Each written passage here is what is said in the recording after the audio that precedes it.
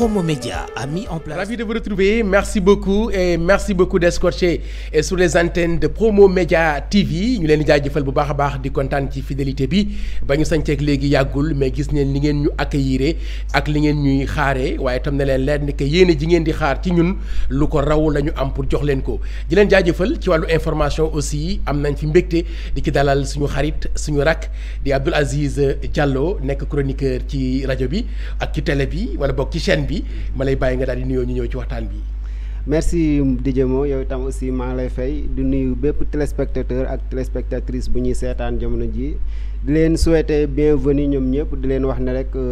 télé bi moom askan wi la fi nekkal surtout diwaan bu Mbour ñu bàyyi la nga doxal rek après ñëwaat. incha allah kon ngeen bàyyi ci xel il se nomme tout simplement Abdoul Aziz Diallo et c'est un élève journaliste encore une fois de plus nekk aussi un chroniqueur ci seen chaîne Promomédia TV lan lañ war a mën a xaar ci yow loo war a mën a apporter mu nekk une pierre à l'édifice pour le rayonnement de notre chère ville Mbour. waaw liñ mën a xaar rek mooy comme niñ ko daan defee rek gën a liggéeyaat rek surtout sa wàllum information bi rawatina nag si localité bu Mbour foofu moom dañ fi gën a taxaw sax daal di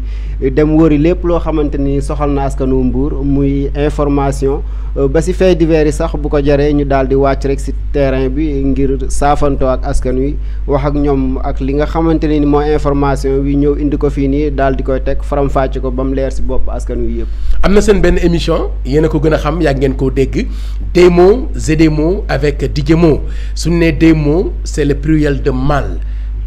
ay mots mooy ay kaddu yu ñu koy booleel avec DJ Mo ñu fas yéene ko waxtaan Mbour et les Mbourois di waxtaan ci ay chroniques comme ni mu ko waxee di waxtaan ci ay faits divers ay reportages ak lépp lu nga xamante ni rek dafay intéressé képp koo xamante ni rek yaa ngi nekk ci diwaanu département de Mbour kon ci émission boobu noonu am na ci liggéey bu am solo bu nga xamante ni mi ngi leen ciy xaar ci wàllu ay chroniques ak ay reportages n'est-ce pas Abdoul Aziz. waaw loolu aussi da si am solo bu baax a baax lu si mel ne chronique yi ñu leen di faral di defar bu ñu demee wuti information yi ba daal di ñëw indi ko fii nii lépp rek dinañ toog daal di si waxtaane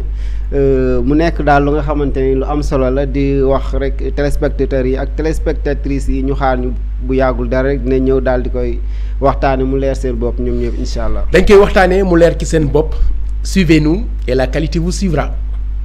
Merci. Regroupant des hommes et des femmes